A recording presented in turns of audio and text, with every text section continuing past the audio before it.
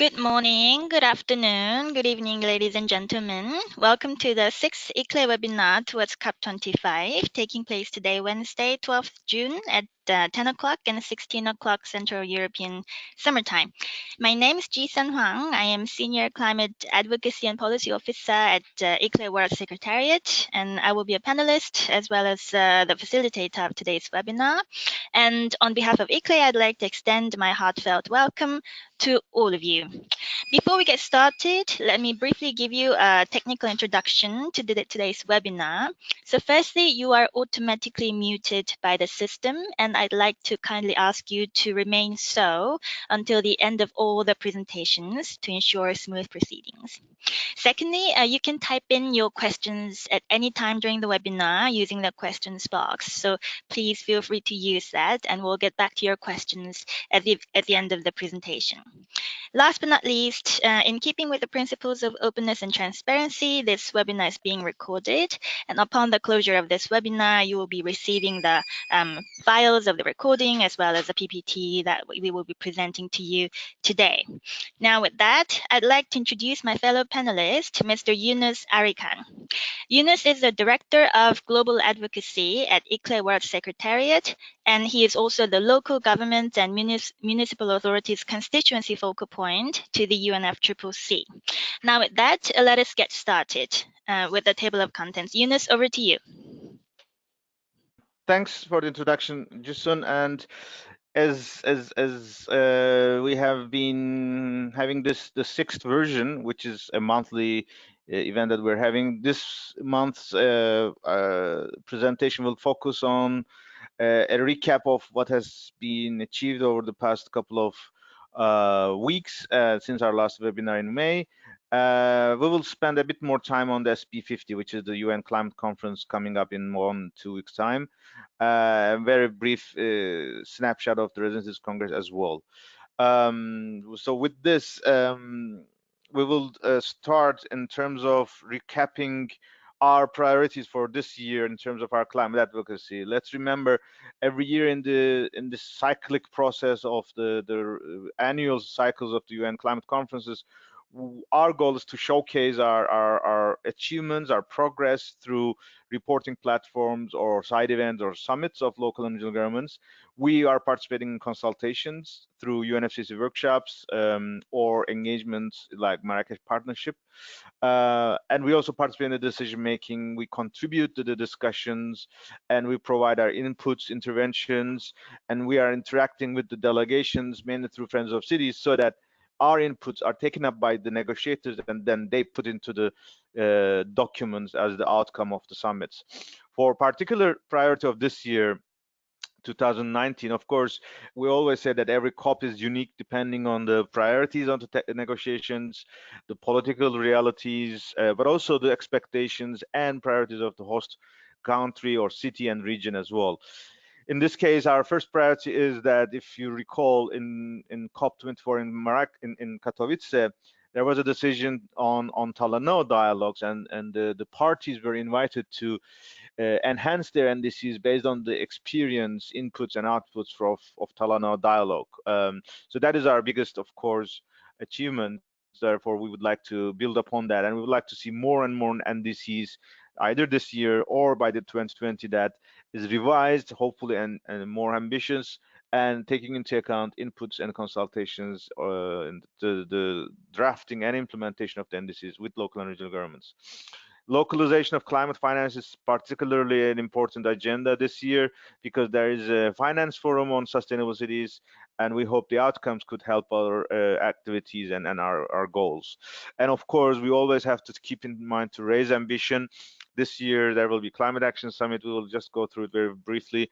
But the goals to drive for climate neutrality is becoming more an urgency, both from the demands of the citizens, but also the alarming data from the climate science that we are not on track and we are getting worse and worse.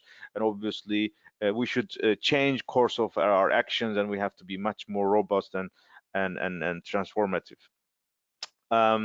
If we recall, this year's presidency will be hosted by the Chilean government. They will start their job, of course, at the end of the year in the COP, but they have already mapped up their priorities, which is of course diverse, and Chile is also has a number of cross-cutting geopolitical but also geographical and climatic issues. For example, they have one of the longest coast to ocean, therefore ocean is their priority. Antarctica, they are one of the closest countries to Antarctica.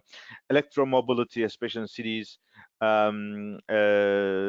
Santiago has always been a champion of sustainable mobility, therefore we hope there will be more efforts on that. Circular economy is something that they are putting emphasis.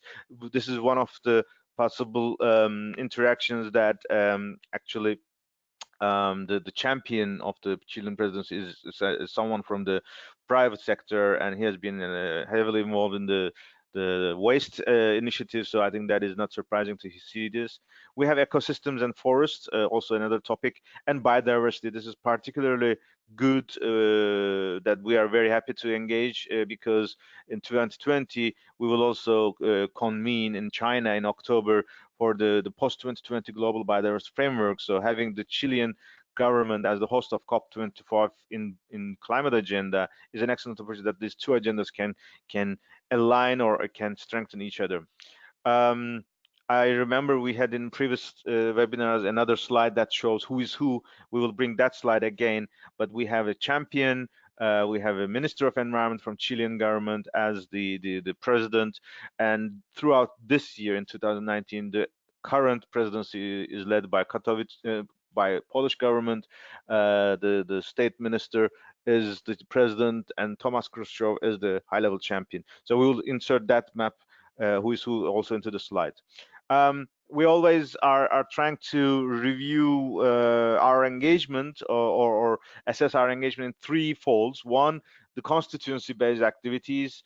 The other one is the UNFCCC, the official climate negotiations, and as well as other UN processes and as well as some other key milestones. Of course, in the past month, which is May, we were expecting, starting from the year, that would be the busiest period of the year in terms of both activities inside and outside the constituency, as well as the European Parliament elections, which would be an important milestone.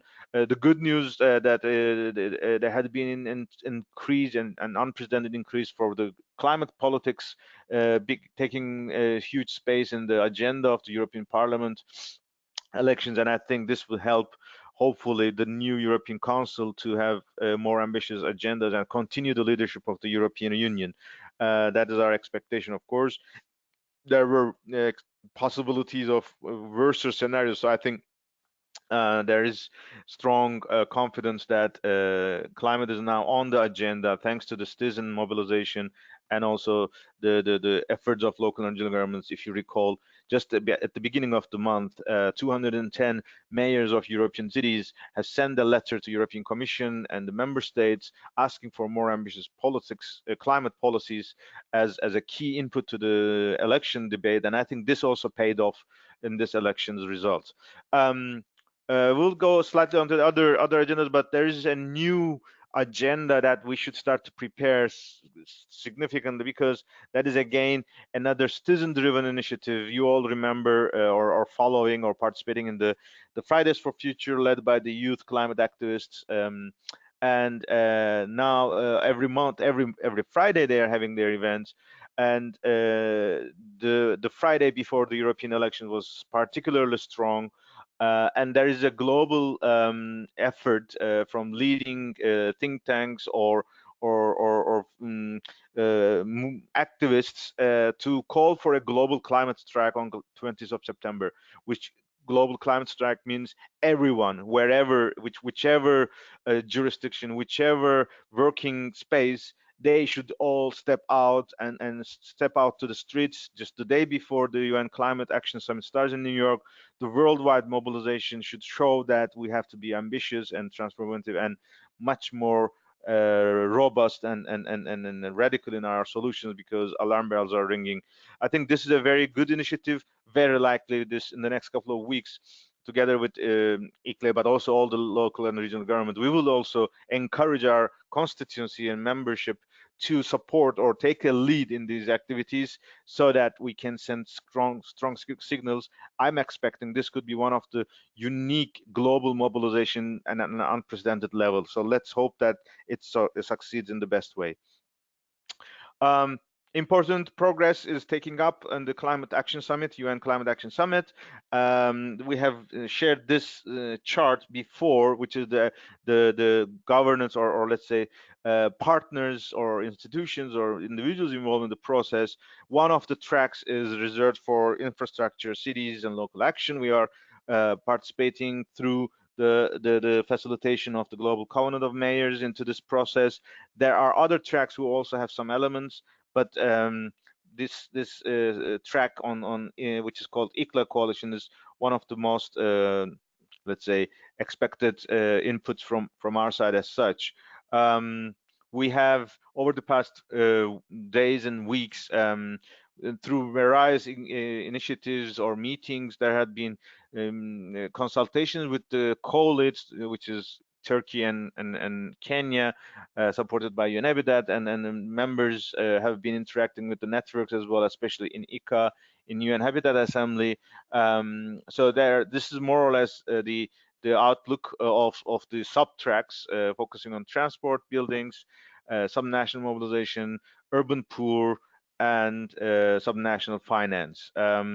During the UN Habitat Assembly, which now has adopted a new strategy where climate change is one of the 4 pillars, there was the one and only ministerial roundtable on during the UN Habitat was on ICLEI, the infrastructure, cities, and local action. And in particular, interesting thing is that the COP23 president, Minister of Environment, Prime Minister of Fiji, had been part of these debates, making the connection between COP23 in 2017 and to the new urban agenda, UN Habitat Assembly. I think that was an excellent example of how urban and climate agenda is getting together. We also have seen engagement of Marta Delgado, Vice Minister of Foreign Affairs of Mexico, who has kicked off the Mexico Pact in 2010, as well as Maimuna Sherif, who is now the executive director of UN Habitat, but also now leading UN Habitat. By the time of COP, she was a mayor of an island city, but now she's the leader, and she was also the custodian of the Talano dialogue. So it all feeds now to the right direction, that urban and climate communities are getting much more closer to each other. In the final version of this PowerPoint, we would integrate 1 or 2 slides or photos from the UN Habitat Assembly as well.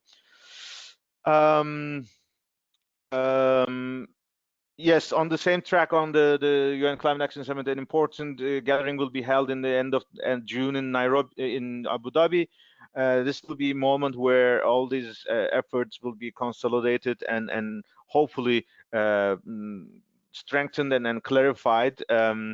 This will be an invitation only, and as we said, GCOM is in touch with the Secretariat, so networks of the partners of the GCOM as well as UN Habitat as the supporting institution, they are coordinating participation of local and regional government networks to this event. ICA was one of the agendas over the past months in terms of preparations, consultations. It has been a 3 days of magnificent engagement in the city of Heidelberg. Key outcomes that now we have a partnership on collaborative climate action, which was in a high-level roundtable, received endorsement from 45 governments or partners, and the German government, and particularly the Minister of Environment, is particularly now following up and hoping to present this as an input to the UN Climate Action Summit.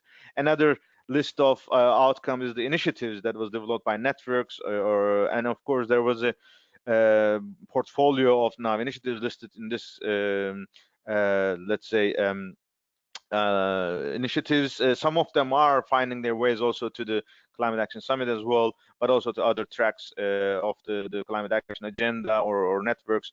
I put the photo from one of the unique photos from that couple of days. This was just taken up immediately after the mayor's roundtable and breakfast. Outside the building, there was this Fridays for Future demonstration, which lasted for day long, and they were supporting the islands and the coastal cities, as also African cities. Mozambique, who was hit by the hurricane Idai, and they were saying that we are supporting Mozambique. And we had the Mozambican mayor of Quelimane, Manuel Arojo, was there, and he said that, look, I am here, and I would like to thank you for your efforts. And all these young people were extremely delighted to have this connection. And Mayor of Heidelberg, Eckhard Wünsner, was also expressing his solidarity, just not only organizing the summit, but also expressing the connection with the citizens. I think that was a nice moment of that summit.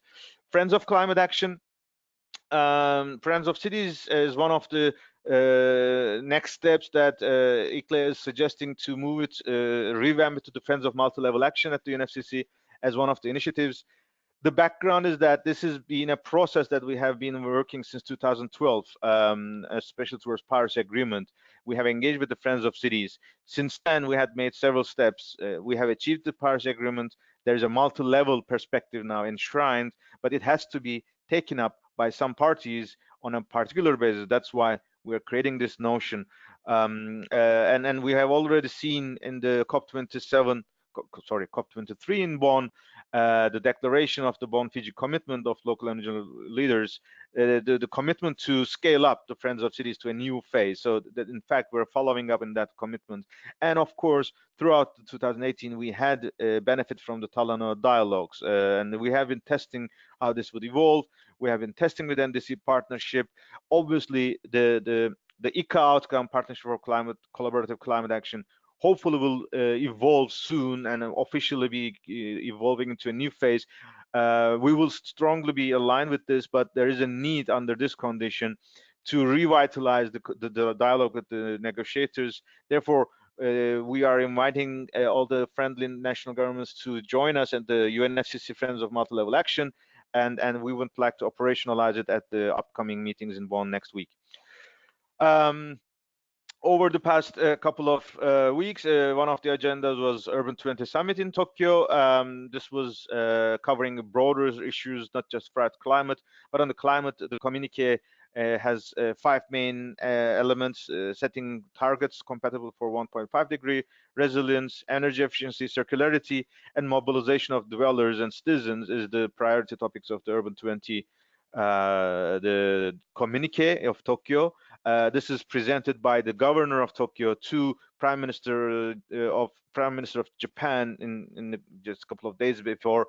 This is rightly in time because this week there will be the G20 heads of state gathering, and hopefully this inputs will be conveyed by the Prime Minister Abe to the participants and heads of state as well. This picture shows our one of our sister organizations or sister networks, R20 Austria World Summit. They welcome Greta. R20 Summit was always unique in terms of diverse political parties and different levels of government, municipal government, state government, and federal government. This year they had some, of course, challenges because the day before there was a shuffle in the Austrian government. But as you can see, former governors, the current chancellors, or UN Secretary Generals unite with the citizens and pay respect to Greta and for her commitment to mobilize local and global action for ambitious climate policies by the national governments as well. So that is a coverage of what has happened over the past couple of weeks. Pretty loaded, of course, but I think it's always good to recap. So with this, I would hand over to Jisun so that she can take us through the next couple of weeks in terms of the UNFCCC agenda. Thank you, Eunice, for this very comprehensive recap indeed over the past 4 weeks since we last met through this webinar. And building upon this, let us take a look at the UNFCCC upcoming regional climate weeks first under the umbrella of the Marrakesh Partnership for Global Climate Action, the MPGCA, as we call it. As some of you might recall in our webinar last month, there was an uncertainty around the host of the Latin America and the Caribbean Regional Climate Week. The venue as well as the date were empty as there was this uncertainty. But then now we have clarity now. So it'll be it's back to Salvador. So we will be having the Latin American, the Caribbean Climate Week in Salvador, Brazil, and the date is the same, 19th to 23rd August. And the format is pretty much similar, I would say, to the Africa Climate Week, with some differences here and there as the regional specificities are reflected. So the first 2 days, as usual, are the pre-dates. So different initiatives are being held for the 19th and 20th of August. And the official opening will then be the middle Wednesday. So the 21st of August will have the opening. And following from the Africa Climate Week, we continue to have this cities track. So the cities and local action track. This time we'll be focusing on urban areas, informal settlements, and transport. So that will be both morning and in the afternoon on the 21st of August. And then on the 22nd, there is going to be a special high-level mayor's roundtable convened by the governor of Salvador. So there will be lots of engagement opportunities for leaders of cities and regions, both at the high level and technical level, to showcase and demonstrate the ambition emanating from the subnational side. And the Bangkok will then be hosting the Asia Pacific Regional Climate Weeks in early September, just in time to provide input for the SG Summit on the 23rd of September. Now, let us move to the agenda of the upcoming SB50, which will then take place as usual in Bonn between the 17th to 27th of June. Now, these are the subsidiary bodies' 50th session, so that's how we call it SB50. And for the LGMA constituency, we will engage as usual based on these 4 overall tracks. So interventions at official plenary meetings, constituted body meetings, and then there is always side events and exhibits track. So the ICLEI exhibit will be in the first week. And then ICLEI is hosting a side event with the NDC partnership on 25th June, Tuesday. Tuesday, June is 25th, so we will correct the date in our PPTs later. So the time is 4:45 for 90 minutes. And then the third track is the mandated events, and then the fourth track will be then special events.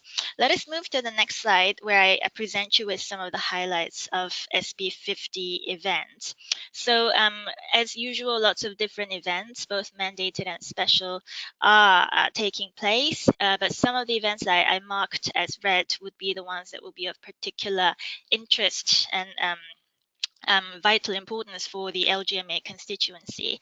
So, for example, the technical examination process on adaptation, as we call it, the TEP-A, will be having the theme of adaptation finance, which includes from the private sector in the second week. So that will be a particular importance for the LGMA constituency, particularly around how to mobilize finance for infrastructure projects that are early stages, and both how to mobilize support from both national level and international level in channeling climate finance towards the low carbon and climate resilient development pathways by cities and regions.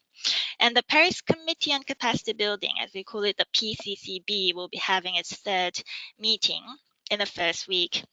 And as many of you might be aware of, the SBI at SB50 is having this very important task of reviewing the progress and the need for extension, as well as effectiveness and enhancement of the Paris Committee on Capacity Building. And the SBI will be then providing recommendations on a draft decision for a COP25 decision. So this, for this, as many of you might recall, ICLEI made a submission to the UNFCCC on its views on how the PCCB has been effective in fulfilling its mandate. And then some more on this, we are looking forward to providing further updates on this once we engage with the third meeting of the PCCB. And then the research dialogue, the 11th meeting, is taking place on the 20th of June, Thursday, which is the first week of SB50. And as you recall, ICLEI submitted an action action pledge under the Nairobi Work Program on how to, on enhancing the science policy practice interface, and we are holding a special event on following up on this action pledge. So with linkages to this pledge on enhancing the science policy practice interface, ICLEI will be engaging heavily with this research dialogue, leading on how citizen regions are taking action on risk assessment and vulnerability reduction efforts. And also there will be the long-term climate finance workshop on the 24th June. And this meeting will then be, it's an open meeting which will be focusing on financing adaptation as well as mitigation actions, which will take place in the morning half of 24th June. And like many other lots of events mandated and special, but these are some of the highlights that we would like to mention at this opportunity. And then next is the special events relevant for the LGMA constituency. And on this, I give the floor to Yunus. Yunus, over to you. Thanks, Jason. So, of course, this is around 10 days of intensive meetings, as you heard from Jason, negotiations. Of course, there is a certain relaxation that Katowice rulebook is available, but there are some pending issues on of course, several elements, and there's always ongoing processes.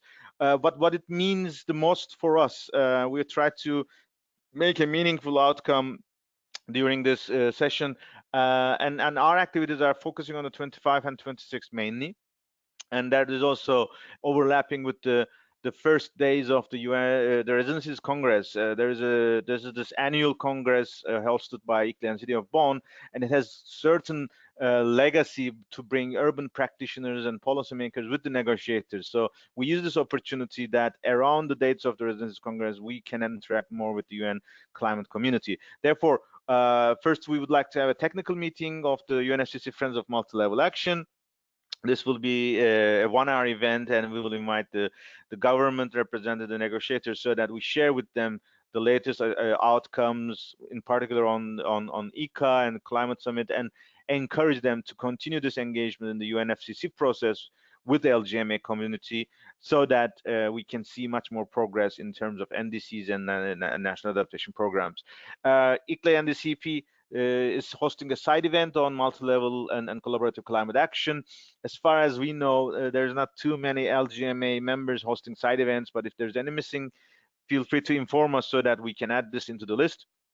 And of course, as you've seen, there's a red headline here, which we have been asking for so many years, or for so many months, especially for this year, that we know the implementation phase of the Paris Agreement will need multi-level action more and more. And thanks to ICA, the efforts are leveraging, but we want to make sure this is a regular agenda somehow and always in UFCCC process. And knowing the challenges of COPs, we also think that it may be really helpful for us to position the intermediate meetings here in Bonn every year in the middle of the year, and building upon the legacy of Bonn, building on the advantages of being the seat of UNFCCC Secretariat, we as ICLEI as being the organization whose headquarters are here, so that we want to turn this like a regular dialogue, and then we want to have it as the expression of collaboration. In that sense, we have approached our to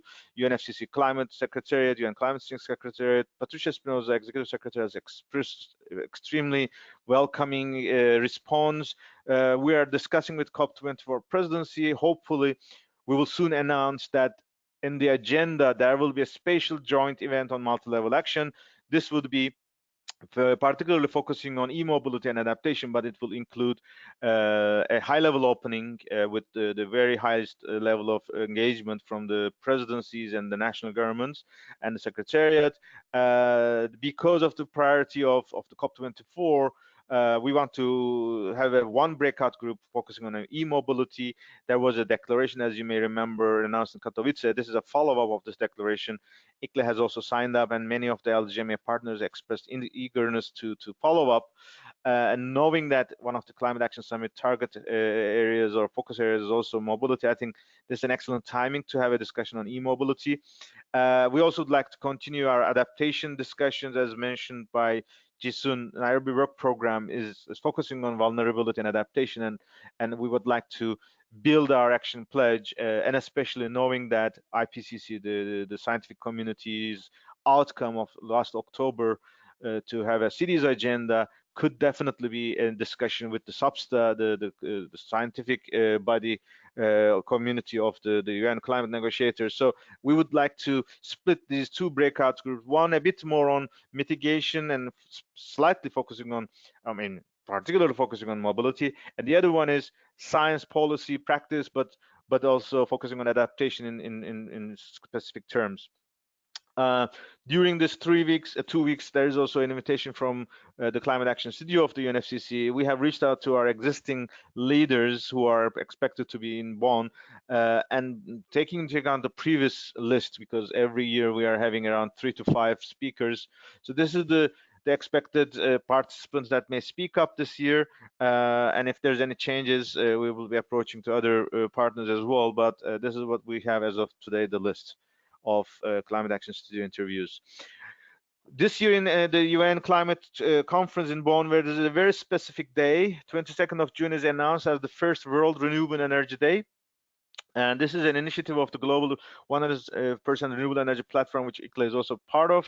Ruslana is the former champion of Eurovision Song Contest, but also leading philanthropy and also citizen activism groups in her country, Ukraine, but also she's the ambassador of the Global 100% Renewable Energy. And Fridays for Future, the climate communities of the youth people, they will on the Saturday, 22nd of June, will have a day-long event, and we feel this will create a very nice combination of the demands from citizens and the negotiators. So we actually, as ICLEI, will be participating in that, and we encourage those attending the Bonn Climate Conference to join us as well. Last but not least, this is the agenda of the Residencies Congress. It is usually gathering around 400 participants worldwide as a combination of scientists, but also practitioners and policymakers. We are expecting around, I think, more than 35 or 40 political leaders from around 20 countries, I guess. We have different work streams like city business workshops, climate finance, a special consultation on making cities resilient campaign, or city food or GPSC. So it's a diversity of interaction with the resilience. This year we are celebrating the 10th anniversary, and starting from this year, or starting from next year onwards, ICLEI and partners and City of Bonn as the host is preparing to introduce a new vision and new mission to this gathering, which we hope will continue every year parallel to the UN climate conferences in Bonn. And knowing that this 26th of June would be one of the exemplary models of our collaboration, so that while we discuss climate and sustainability among ourselves, every year we will also have to find the opportunity to interact with the national government, so that by the time they reach the COP, in between Bonn and the COP, the 6 months could also be an opportunity when they go back, they can review and they can improve, and our messages spreads to our constituencies, and then we can expect more ambitious outcome from COPs. So that is the spirit of the upcoming agendas. While presenting, I also noticed actually just 2 days ago, or let's say last week, there was an announcement coming from the US. Michael Bloomberg, former New York City mayor and the chair of C40, as well as chair of the Global Council of Mayors, have just announced a new support to the US cities, which is the highest number of in one single tranche philanthropic support to local action, especially beyond coal, beyond carbon. We will update this in this also in our slides, but I think this is a very important update that we hope to bring the US cities and local and state governments also more active in the global process.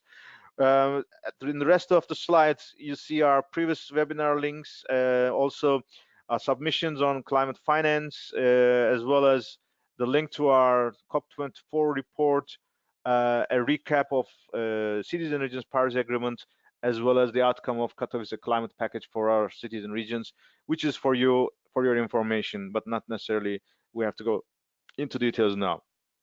Jisun, I think we have come to the end of at this presentation, so maybe now you can take the floor and moderate any dialogue or question and answer.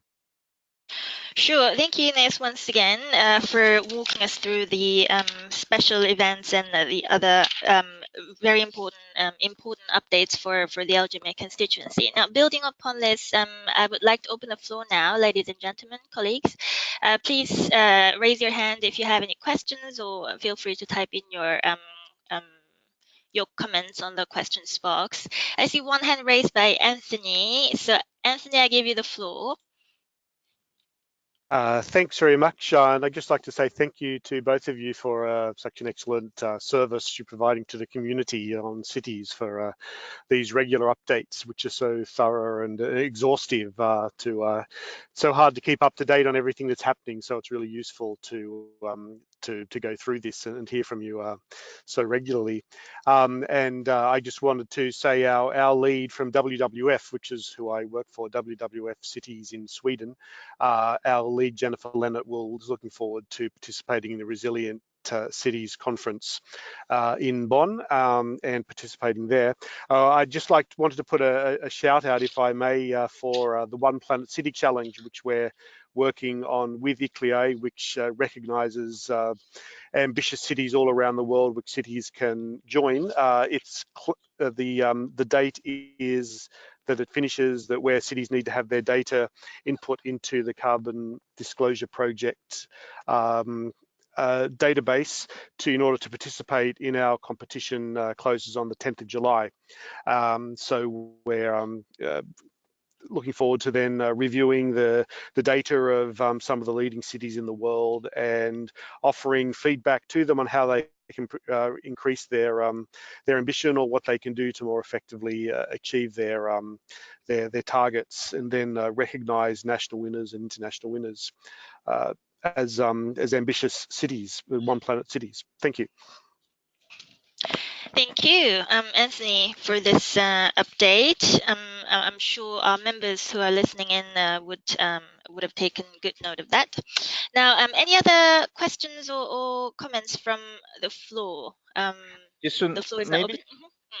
Maybe just to add on Anthony's notes, today at Go 3 ahead. p.m. Today at 3 p.m. there is also another webinar on reporting to the One Planet Challenge through CDP and ICLEI reporting platform run by the ICLEI teams. I think that was a separate webinar, which is also guiding how to take part in this process. So, Anthony, thanks for reminding us the deadline for joining the challenge, One Planet City Challenge. Jason, let's not forget that we add one slide for the challenge as well into this presentation, so that in the final version we have it also in part of this presentation. Thanks, Anthony, for your support, and great to hear that Jennifer will be coming. I think she's also we should talk to her more because of her connection to Santiago, so that we have safe hands welcoming us there. Great. Surely we will add one slide on that. Any other comments from the audience? Please feel free to raise your hand or type in your questions. I don't see anyone else at the moment. If there is anything that during the presentation that you felt a little bit unsure of, or you would like to have more information about, you can just let us know by raising your hand.